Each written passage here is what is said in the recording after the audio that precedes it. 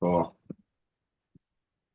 Well, welcome to the I'm a Practicing Musician podcast, where we explore what it means to be a practicing musician from perspectives spanning music educators to famous musicians. I'm your host, Jake Douglas, and today I'm joined by T Brodzinski, an Ohio-born singer-songwriter based in Fort Collins, Colorado, who uses her soulful voice and guitar to share introspective songs about life, personal experiences, and her roots. Her forthcoming 2024 album delves into themes of loss, forgiveness, and gratitude, intertwined with social commentary and activism. Known for her authentic performances, T Brodzinski has co-founded Lois and the Lantern and Ruthless Ginsburg. Love that name. It's amazing. Thank Collaborating you. extensively with Northern Colorado's music scene. So thanks for joining me today, T. Thanks so much for having me. Yeah, Excited. I normally start off with a question, but I've got to know first, how did you come up with the name Ruthless Ginsburg? I put the band together, but I didn't name it. Actually, our mandolin player, Mary Merritt, she said it came to her in a dream. She woke up one morning and said Ruthless Ginsburg, brought it to the band, and we said, sure, that sounds great. So you have a lot of political themes in your songwriting for that band, or?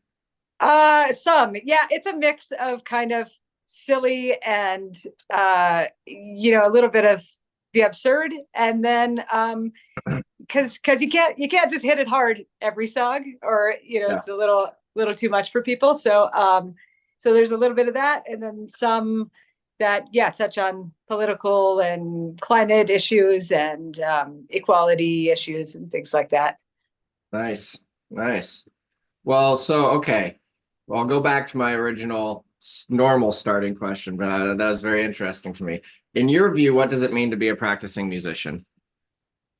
Oh, um, I feel like it's kind of a loaded question because you can interpret the word practice in different ways. Hmm. So, I guess the way I think of that more is like somebody who practices yoga, right? So like it's a it's a discipline. It's something that you're always trying to improve upon. It's something that takes work. But you could take the word practice very literally and just think of spending hours running scales or something like that. But I think I like to think of it as more it's part of life. It's like learning to speak that language of music, and that's the way that you relate to the rest of the world. Yeah. Yeah, I agree completely. I mean, not just running scales, it's becoming more of ourselves. And I think that there's a misnomer that this kind of practice is uh, confined to some art form, but you know, lawyers have their law practice and doctors, they practice medicine. This is just Right. the act of getting deeper and deeper into whatever it is that we've chosen to do in our lives. And because we can't perfect anything, if we're viewing it as I'm practicing, even when I'm performing, maybe in front of large crowds, then it Yeah. is this lifelong journey of deeper and deeper introspection and becoming more expressive in the ways that we want to be. So, yeah, Yeah, that's exactly. great. I'm not even sure that perfection is the goal, right? It's like you said, expression. It's about just getting your message or your emotion through. Yeah. So how do you express yourself? What instruments do you use? What kind of techniques do you use in order to go deeper into your own practice? So I am mostly guitar player. I do a little bit of banjo. I occasionally throw in a harmonica or bring up the trumpet for just as a throwback to my old days. But really, where I spend most of my focus is in songwriting, and songcraft itself, and so I spend a lot of time rewriting songs. I can always get the ideas down and get that first draft out there, but the real heart of the work and getting to the meat of the message is comes in like the revision and then revising again and just trying to be really clear and intentional with the phrasing and the things that you choose. Mm. So do you have a particular songwriting method? Do you approach writing a song the same way every time, or is it just what's inspiring you in the moment, or how do you kind of go about that process? As far as the jumping off point, I mean, I've used prompts. I've done I've participated in some other like songwriting challenges where you get a daily prompt, and it might just be a word or a couple word phrase, um and just start with that. And usually I'm really not a fan of the free writing. I know some people like that, to just spend 5 minutes and write on a topic. What I do is kind of throw that around until I get one phrase or one idea to build on. And then honestly, what I do is like spread a bunch of pieces of paper in front of me and kind of scribble things here and there. Mm. And it often turns into a literal cut and, well, tape, not paste, but, then put those things back together in an order that kind of makes sense. Nice. Nice. And do you have, for the two, Lois and the Lantern and Ruthless Ginsburg, are those specific genres? So is that at least part of the framework that you're starting from, or is that do you like write a song and then say, I think it'd be better for this group, or? Yeah, if sometimes I know when I'm setting out, like if it's depending on the topic, that I might know what band the song is going to be aimed at. Lois and the Lantern is a string band. It's a 4-piece all woman string band, and we're kind of folk, bluegrass, Americana, sort of in that camp. And Ruthless Ginsburg is a folk punk band. So we kind of write punk songs, but then play them mostly on traditional acoustic folk instruments. But we have a drummer as well. So it's usually pretty clear by the time I hit the first chorus, if not earlier, which band the song might be intended for. And then I have songs that are also just really personal to my own experience, that I don't write for either band. So I just started releasing some solo music as well. First one came out today, but I've got a bunch in the queue that are just kind of my songs. Nice. Nice. Yeah, Margot sent me over your Tiny Desk submission for Ruthless Mm, Ginsburg, and then the song Breathe okay. by Lois and the Lantern. Fantastic stuff. Oh, thank you.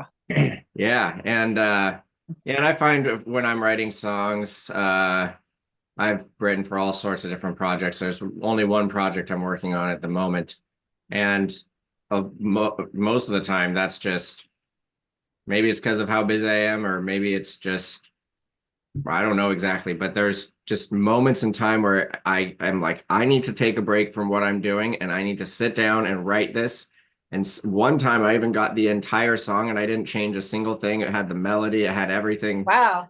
And that was like, it was 30 minutes. I was in my car. I had to put talk to text on and like get it down, because I was singing it into my phone. I was like, what just happened? That was pretty Wow. incredible. But most of the time I'm like sitting there like workshopping and trying to figure out how all these things fit together with the message that I'm trying to make. So do you like to write with like literal meaning, or do you use metaphors? Like how do you approach that kind of getting it across to the most amount of people?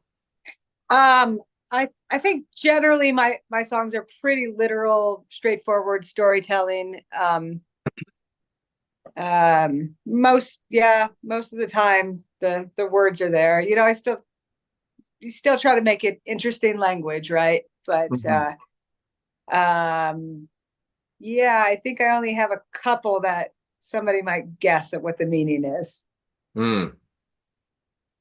So who are your idols then in the musical space? The storytellers like Bob Dylan and that kind of music, or? Yeah, I grew up hearing a lot of Bob Dylan. My dad was a big Bob Dylan fan. So yeah, he's up there for sure. He was top of my list for decades, I think. And now I'm kind of discovering some newer things that, like Brandy Carlisle is a great songwriter. John Craigie I've been really enjoying.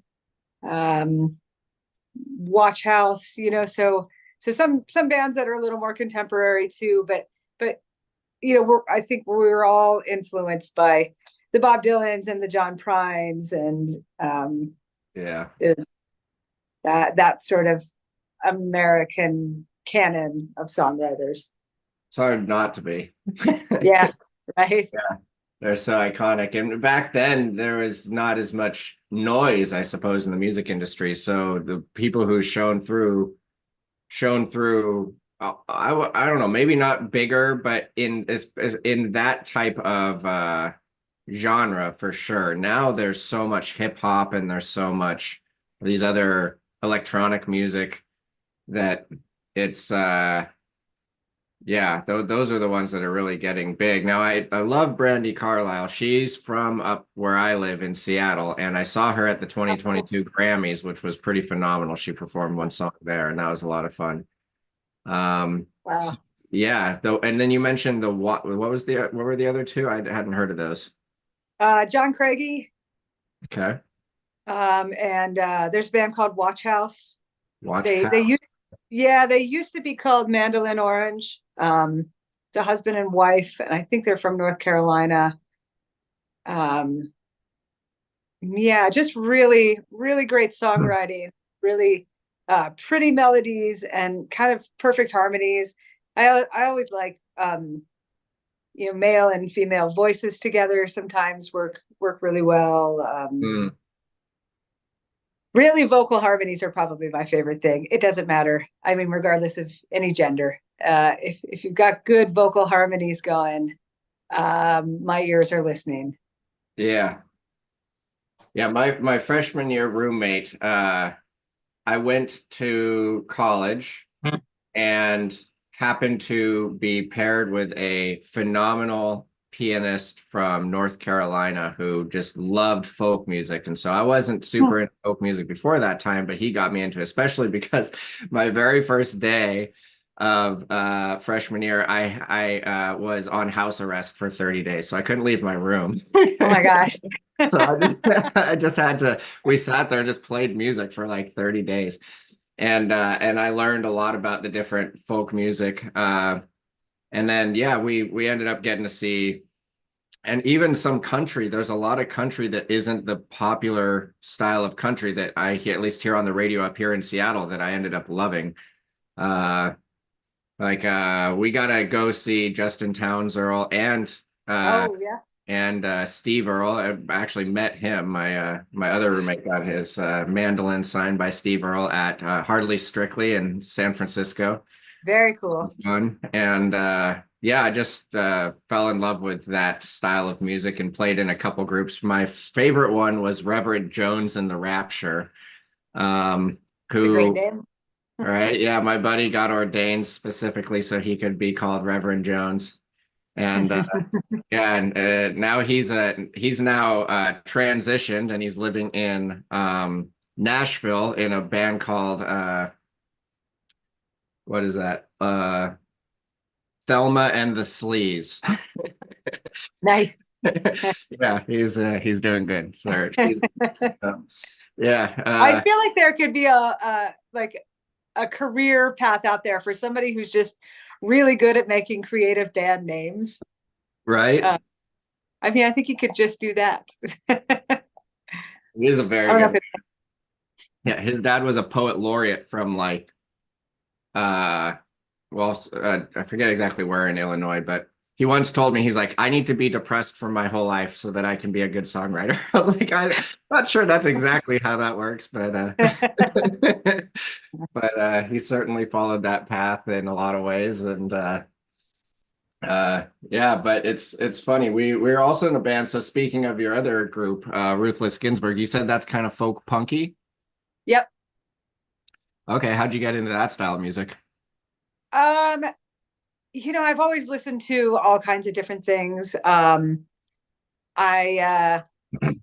certainly have had my years of listening to and really enjoying punk. gosh, I don't know, probably in college where I first got introduced to things like, the Dead Kennedys and Yeah. the Sex Pistols and Fugazi and kind of, um, from there, it was just other music I listened to that I loved. And when I decided to form a second project, I didn't want too much musical crossover with Lois and the Lantern, because I had Lois and the Lantern first, and so I wanted to make sure it was different. And I had always kind of fantasized about playing with an upright bass, that somebody who was just really good on the upright bass, and I had somebody in mind. Um, so I think that was, well, plus I wanted my mandolin player from Lois and the Lantern. She's a big punk. She's probably, of the four of us, the one who knows the most about classic punk rock. And I wanted her to be in the band with me. So it just seemed like a natural fit. Like, okay, if we're gonna do another project, let's try folk punk. Yeah. Nice.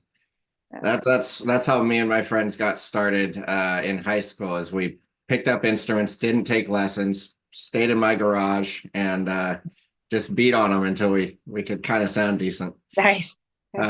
Yeah, Manifest Destiny was the name of that band. But then when I was in college with Sam, and we were in Reverend Jones and the Rapture, we had another punk group, or a punk group, because Reverend Jones wasn't, but that was a Death Rection.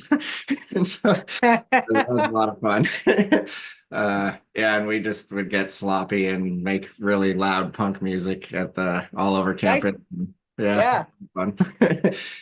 I mean, punk can be a little sloppy though, too, right? That's part of the beauty of it, is that no, it doesn't have to be polished. It just has to be authentic.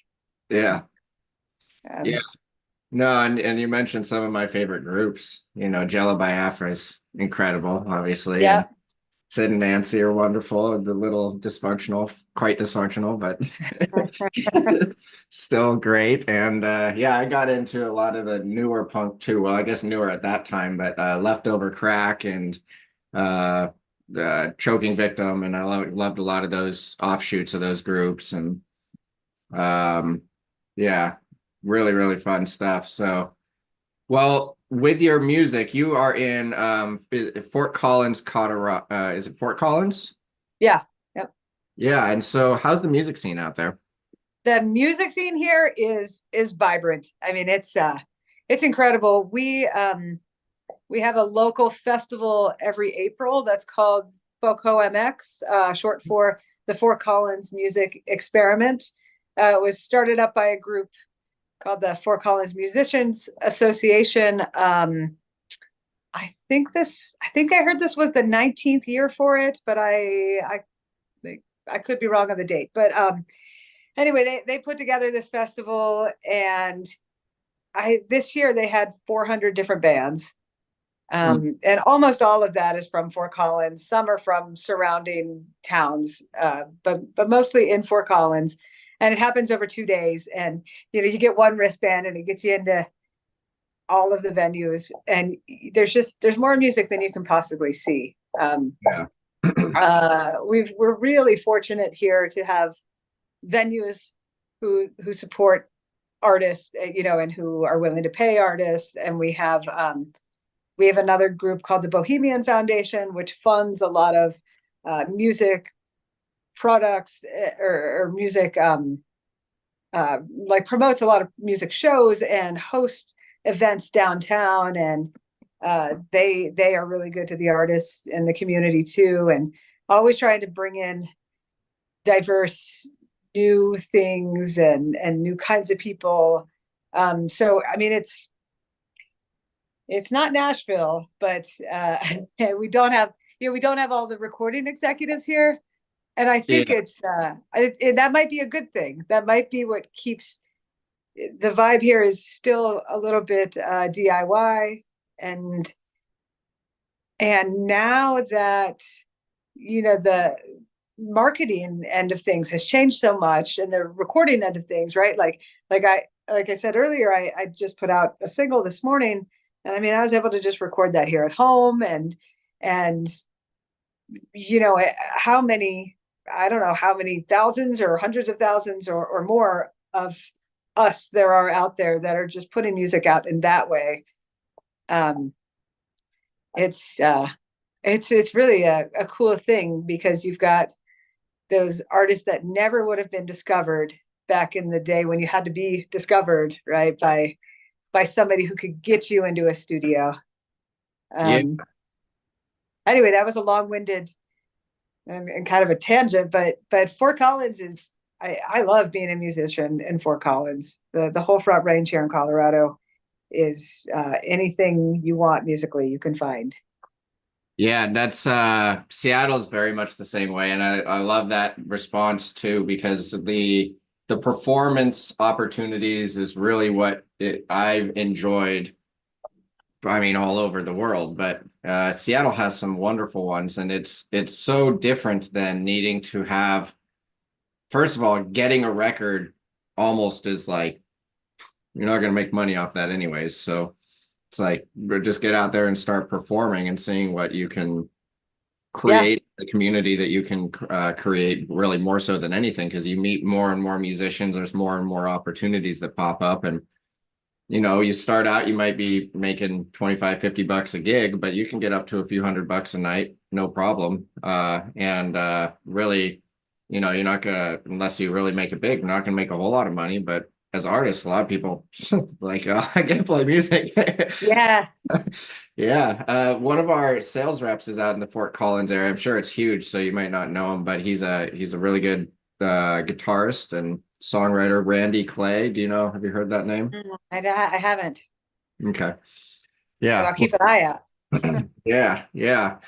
And so that music festival sounds really interesting. We have some of those in this area too.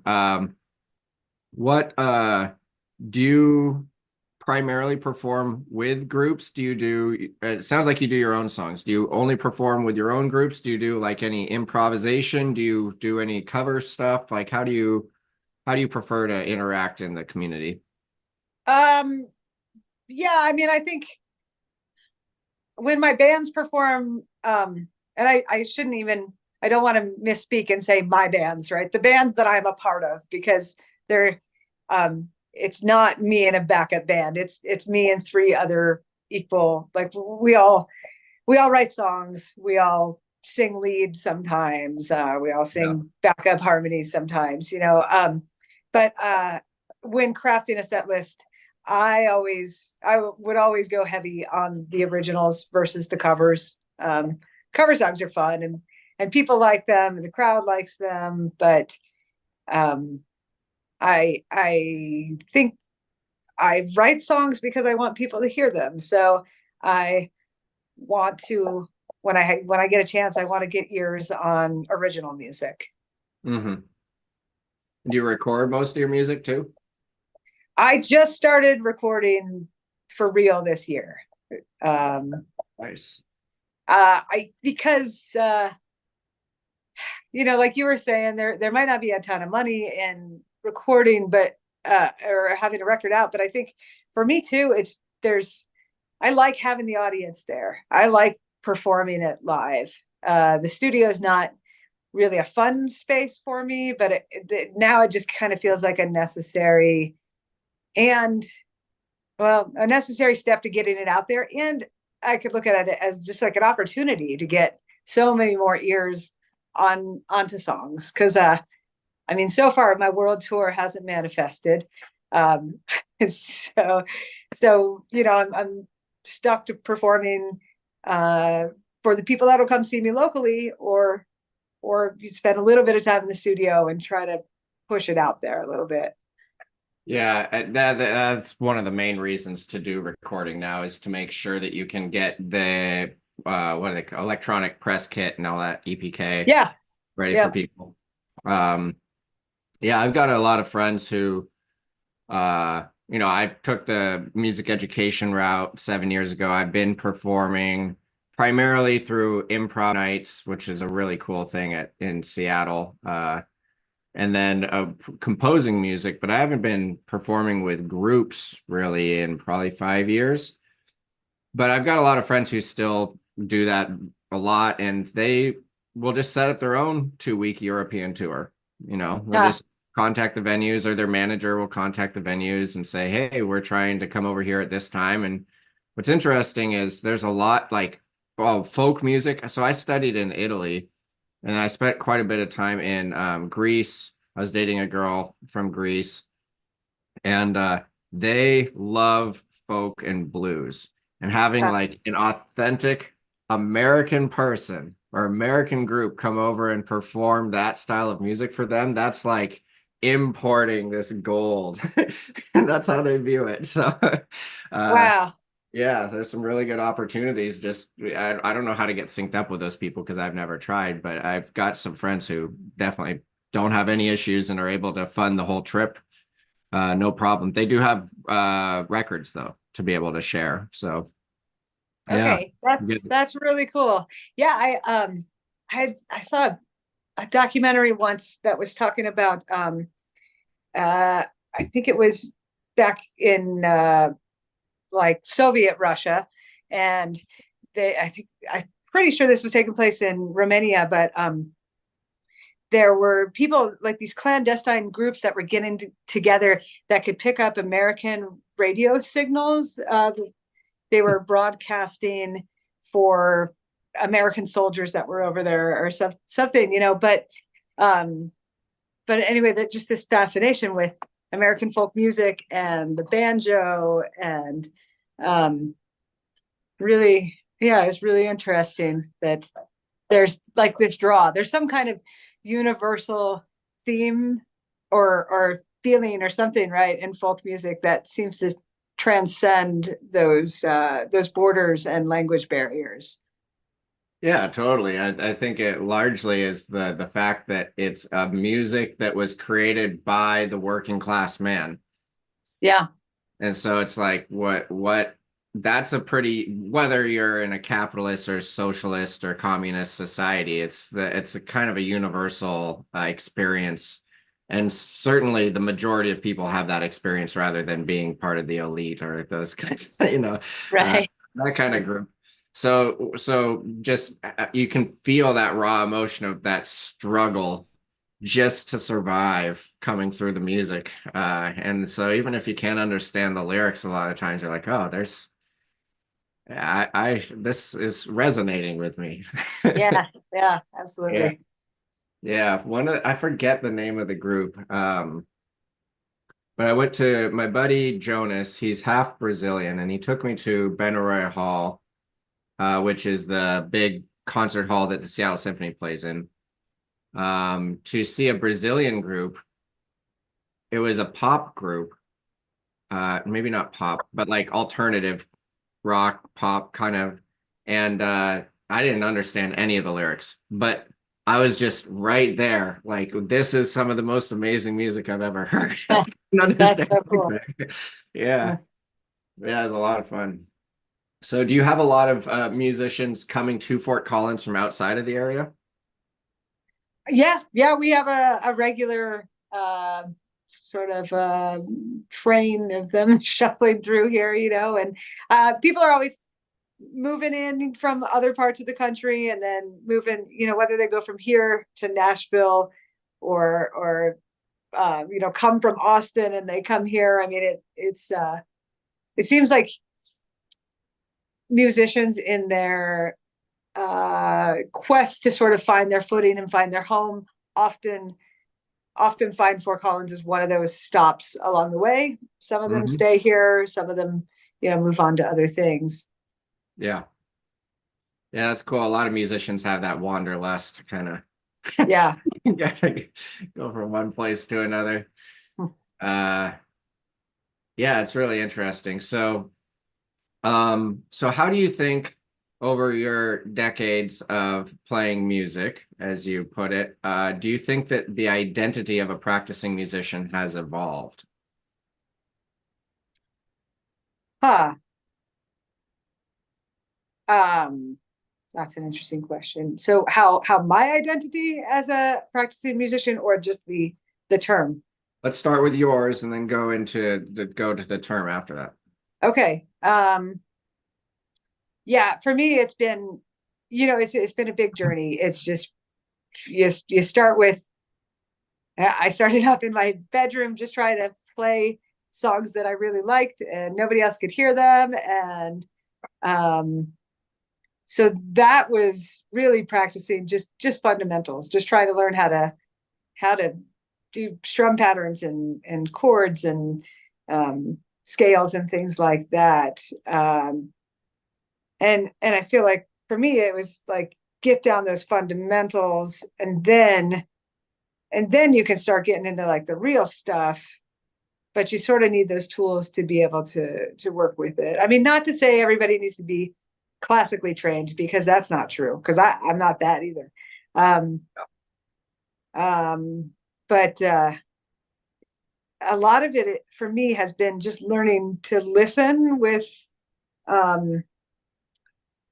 more I don't want to say critical, but kind of like with an ear that's just saying, if I was trying to tell that story, like would I tell it differently, or would I play that part differently? Or I try not to overanalyze, because I don't want it to take me out of the moment of what I'm hearing either.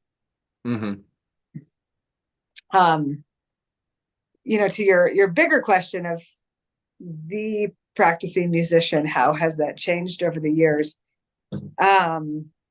Gosh, that's a big one, right? I mean, I think there was a time when maybe everybody who was a musician was a classically trained musician, and if you weren't that, then it was just a hobby. It wasn't something to be respected or taken seriously. I do think that the folk movement and then the punk movement really changed a lot of that, where the classic training wasn't necessary.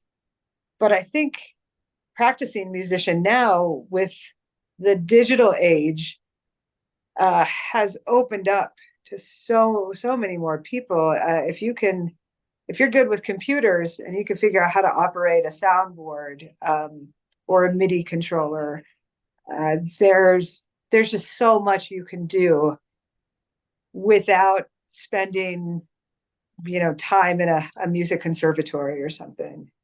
Mm-hmm. Yeah, it was interesting. I was interviewing our initial clarinet instructor. He's the assistant principal clarinetist for the Seattle Symphony now, but he grew up in Turkmenistan.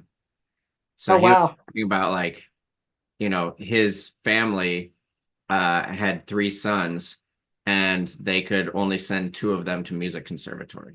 So they had to, like, they had to figure out who was going to go. And then they got invited to go to Interlaken because they were top of their class at the conservatory. And so they went over to Interlaken for a summer program. And then it was like, oh, now I think one of them got a scholarship. And so it's like, well, okay, now we have to figure out if we can even do this. But that's like the traditional path in what he calls the old world, which is not it hasn't evolved to the more modern comforts that we have. So they're still in that, if you want to be a musician, you go to the music conservatory. The only way to really do it. Yeah. And nowadays we're like, put on a YouTube video. Yeah, right. Yeah. It's interesting. So with that, there's a lot of different ways to start becoming a musician. And so for people at home who have thought about it, maybe love listening to music, but have some block in their mind, like, oh, it's too expensive to take lessons, or I'm too old to start, or these people must have some natural talent, something like that. What advice would you give to them to help them start their journey, or even get in the mindset that they can start their journey? And once they start their journey, like what's the good direction for them to head to be successful in your experience? Yeah, I mean, I do think that music is for everyone. I mean, if you can talk, you can figure out a way to sing. And as long as, well, I was going to say, as long as your hands work, you can play an instrument, but there's probably ways to get around that too, if they don't. I mean, I think just removing those limitations we put on ourselves is probably a good place to start. Like, be willing to do something badly. And that's not something that I think any of us are just good at by nature, at least maybe as kids, right? But there's a point where we're supposed to do the things we're good at. So maybe the very first baby steps are just kind of embracing learning something new and knowing that you're not going to be very good at it at first, and that's okay. But learn to enjoy doing it badly, and then, like you said, there are so many resources out there. If you can't afford lessons, then start looking for free lessons on. I mean, YouTube has a ton of them, and I would say find find one song you want to learn how to play, or one guitar riff you want to learn or something, and try to find something really specific to that. Like, start with a bite-sized chunk that you can manage. I think, I mean, I just took guitar lessons again, like last year. Like, I took some lessons when I was really little, and then haven't taken a guitar lesson in a long time. And I don't think I knew my instrument enough or well enough, that it wasn't part of me enough to really get out of the lessons what I was able to this time around. I mean, I never took any guitar theory lessons until I was in my 30s, and or any kind of music theory, and I would just take a couple and take that information and say, it might take me a little bit longer to process this and absorb it and be able to use it. So take a break when you need to, and just make sure that you're really learning the things as you go. Like, we've got our whole lives. It's not something that that most of us are ever going to master or feel like, okay, it's done, right? I'm done learning the guitar. I'm done learning music. I've got it. That's not a thing, because it's limitless. So, you've got all the time, but just step into it and take it at whatever pace it comes. Yeah. I mean, I've been playing drums since I was 15, but I've been playing flute since I was 4. So that's 30 years. And then Yeah. piano and saxophone. And it's like, what I realized is I do all of this stuff in education. I've got all these different things going on. And at the end of the day, I sit down at my drum kit and I play for 1 to 2 hours, and that's my favorite part of my day. Going Yeah. deeper, it's like, what did I practice yesterday? Now, how can I add 1 or 2 new things to that? Or what can I pay attention to while practicing the exact same thing that I was practicing before, but go deeper into the mechanics or the ergonomic ergonomic framework, so that then it is happening more effortlessly, or there's something that I focus on to make sure that it's deepening my practice. And I love it. And one of the things that I like to think about is that at some point in time, somebody created each of these instruments and they didn't have a teacher.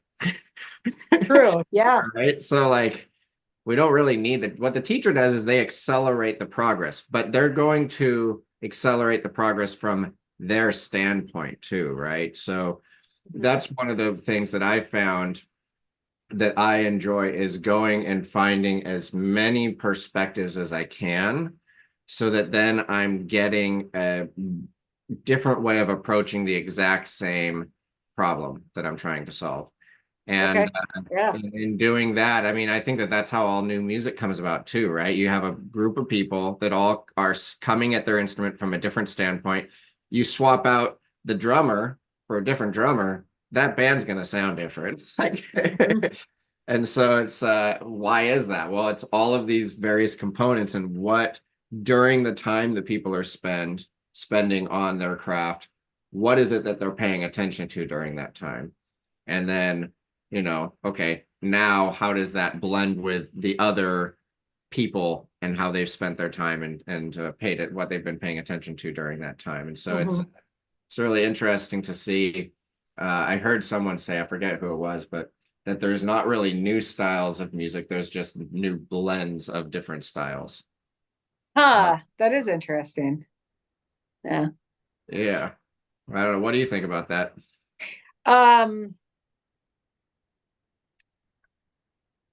I think, oh gosh, I was going to say new instruments might make new styles of music, new instruments that have been invented through the years, but maybe that's not true. I mean, upon further thought, it's like, well, now you're just taking that style to a different voice, a different instrument, right? Um, gosh, we certainly keep coming up with 1,000 more genre names, right, and subgenres. Yeah. But that's a really good question. Are they new styles, or do we just have new names?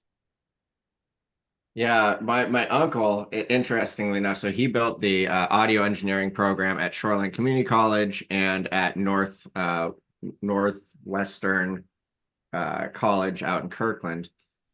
And he's very cynical, unfortunately. But when I was Uh, like, I want to go into music, he told me the more that you learn about music, the more you're going to hate it. And I've never found that to be true. But huh, what I have found to be true is that the more that I learn about music, it's like, at least from a drummer's perspective, because I mean, I play piano, but I don't really play two different genres. I mostly just compose. Um, but from a drummer's perspective, it's like, okay, I'm playing rock. Now I'm playing pop. Now I'm playing country. Now I'm playing like all of these are the same from a drummer's perspective. And then, primarily there's a few chord progressions that are very, very popular. And then you have different, you're layering different sounds on it. But what really is interesting to me and why it hasn't gotten to that cynical point is because it has to do with the culture behind it, which is why you can, I think, call it then a new style of music, because the people, the community that built that or made it into something that is well known, I suppose, had their own reason for diverging from what was before that. So yeah, I've always found that interesting. But uh with the so let's get into some performance stuff. As a performer, there's one of my favorite jokes is by Seinfeld, and he says the number one fear is public speaking, and the number two fear is death. And so that means if you're at a funeral, more people would rather be in the casket than giving the eulogy. uh, And I've always found that funny because being, a musician since age 4 and just performing from that age on solo, and performing all over in various sizes of venues. I've never had that kind of performance anxiety. What I've learned to do at a young age is, sure, I get kind of anxious, but then I channel that into increased energy for my performance. But a mhm. lot of people can overcome that kind of seizing up or whatever they might experience. And so I like to ask people, what is the most humiliating moment that you've had on stage? And then what was the actual result afterwards? um, Gosh, I can't think of like any times that I really just fell on my face or anything, but I probably uh more than once have done something like bumped a button on the controls on my guitar, and you get no sound. And Mm, um actually, when I was playing, well, I was playing open mic at the Bluebird Cafe in Nashville a couple of years ago, and got up there all ready to start. You get one song, so you get one chance to kind of get it right. And stepped up to the mic and started and got like 4 seconds in and realized that it was a borrowed guitar, that I had to flip a switch or something that I didn't do. But it was okay. I think I just kind of made a joke out of it and said, all right, well, we're going to restart. And you guys already know the first 6 words I'm going to say, and that's okay. And it was fine. I mean, we're human up there too. Usually you make mistakes like that with sound and things. You only do them once, and then so at least not to do that again, or what to double check before you start up. Yeah. I've had much more humiliating moments on stage, and I've always just been like, oh, oh well. Yeah. Yeah. So that's good. I mean, part of the thing I think that I've realized from 30 years of performing is most people that are in the audience are rooting for you, and they don't care if you make a mistake. That's more authentic to them. So yeah. Yeah, what are some of the most amazing experiences you've had on stage? I think the best moments, I might have trouble coming up with a specific example, but generally the best moments are kind of those unplanned, maybe somebody in the band calls up their spouse on stage to sing a song with us, or you get one of the other bands you might be co-billed with, some of their members out sharing the stage. So I really like collaboration and community in music. I mean, obviously music is a thing that brings people together. That's why we have crowds of people and only 4 or 5 people on stage, and hopefully many more than that out there watching. So I always feel like there are cool things that happen when you spontaneously add other people to the mix. It just makes it bigger. It makes the sound richer and fuller, and for the audience, I think then it feels like they're witnessing something that might only happen this one time. Yeah. And so can you explain to people listening, like, how that might not be musicians, like how does it work for somebody who is not used to playing with a group, gets invited on stage to play with the group?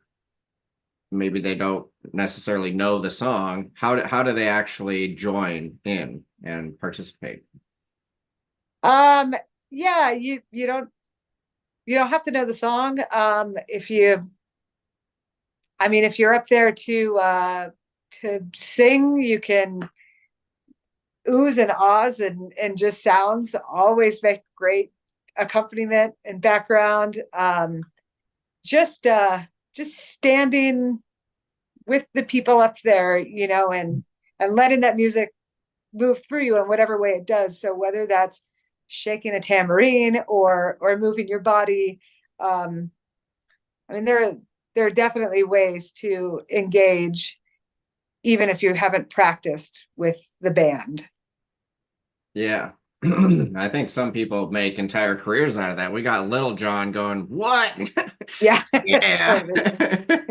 I don't even know what he's saying, but he's just he's hyping the crowd, I guess. Right. Yeah. So let's see. When you're practicing, well, actually, let me talk about that for a little bit too, because there are some patterns in music, and a lot of patterns in music. So if you're invited on stage and you're a proficient musician, you can start to realize these patterns. Oh, absolutely. Yeah. Yeah. It's a lot of how the improvisation world works. Is people that aren't musicians are like, oh, this is completely unique. And it's like, yeah, but it's within a framework. Right. There's even avant-garde jazz where it sounds like chaos a lot of the times. The University of Washington has a very avant-garde jazz program with like Bill Frisell and Kwong Vu and Ted Poor and amazing musicians, but you go and listen to some of their stuff, it's like as a musician who I love polyrhythmic, odd time signatures, these kinds of things, and I'm like listening, like I can't even understand what they're doing right now. It's so bizarre, but also very cool. But the reason is because there's some set of rules that they've all agreed to play by. Yeah, yeah. Yeah, bluegrass jams are a great like a great place to kind of dip your toe in if you're not really sure about um how to play with other people, because so many of those songs are just like 1 4 5 in different combinations. So if you just kind of have the basics of a few chords or a few notes you can play, it's you could like cover a lot of the bluegrass catalog, a lot of the old standards, and if you know a couple minor chords, you sort of have the whole thing. Yeah. So if you do that in a couple keys, like you could play for hours. Yeah.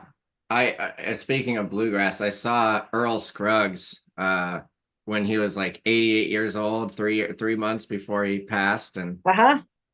boy, that was amazing because there's like this whole band, big band on stage, and he's doing his Scruggs style banjo, and he's just like so old and really wants to be there, but Yeah, also lagging behind them because he's too old yeah, to really be playing that fast. But it was a really fun show to see that kind of legend who created an entire style of picking on an instrument. yeah. I Yeah. think I saw him right around that same time. He played here that August. He played downtown Fort Collins, and the heat of the day in 95 degrees in his polyester suit. It was like, this is incredible. Yeah. Really good experience. That's cool. That was back in 2010, 2012, somewhere around then? Yeah, yeah, right around there. Yeah. Nice. Um, so yeah, we have a few more minutes left here. I'm interested. You've been playing a long time, so you've found ways to overcome challenges as you're trying to practice some new piece of music or trying to really do something challenging, or maybe just we're always trying to push ourselves, we're always practicing something new. What are Mhm. some approaches to overcoming challenges that you found work best for you? Um, yeah, I think don't be too hard on yourself. um, for me, part of it is always like, first you have to check the ego, and again, be bad at something for a while, um, and just work on it. I mean, gosh, I had a few years ago, my one of my brothers was getting married, and he and his wife, fiance at the time, had asked me to play um, canon and D for their wedding ceremony, right? Mhm. And so that's like totally out of my wheelhouse, but I got the sheet music and was able to just break it down into chunks, and I knew how much time I had to their wedding, and it was just a thing where I could go, okay, like I'll learn this line for the next 5 days, and make it smooth, and then move on to the next line, and then even something like that's sort of a more complicated classical piece.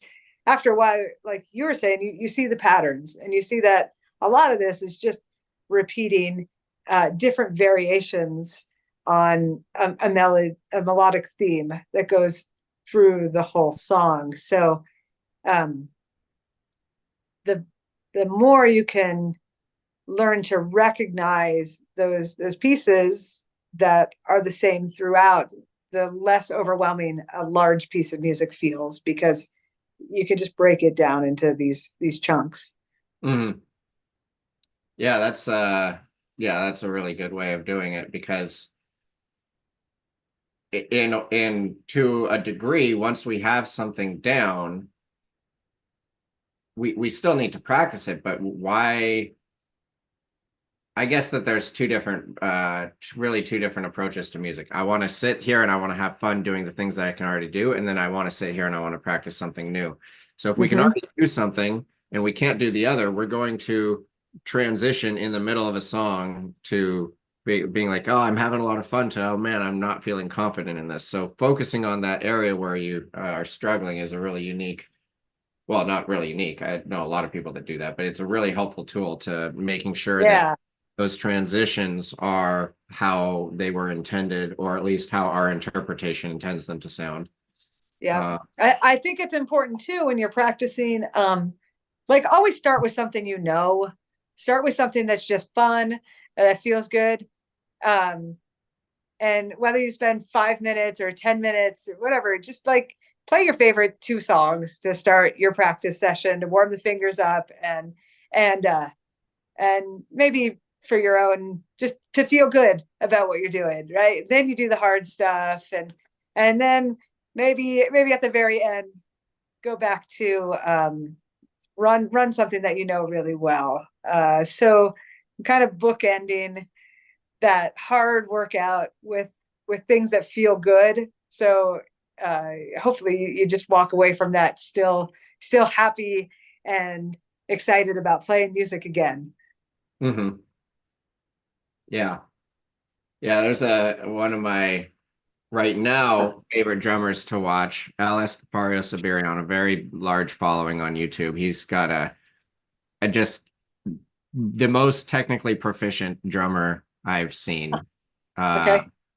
and he can do single stick rolls on his floor tom, which is the floor tom doesn't have very much rebound.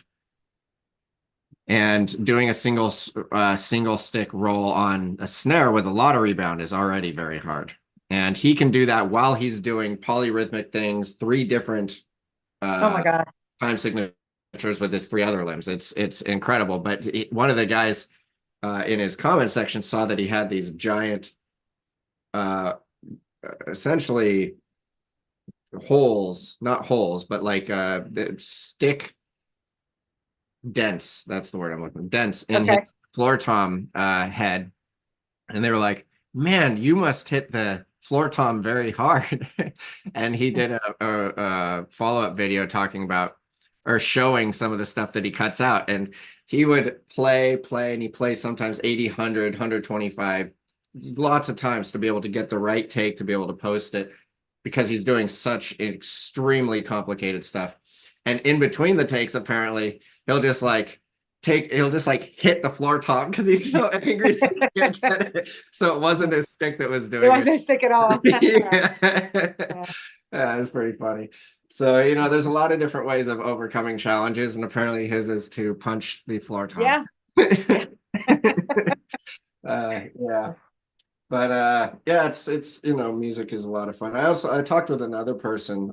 He was at Harvey Mudd when I was at the Claremont colleges, and I was in the jazz improv class with him, with the late Robert Keller, amazing flugelhornist actually, and he wasn't even he was computer science professor. He created software called the Improviser for improvising jazz music, and led this jazz class, which is the only music class at the entire that one of the 5 colleges in the consortium.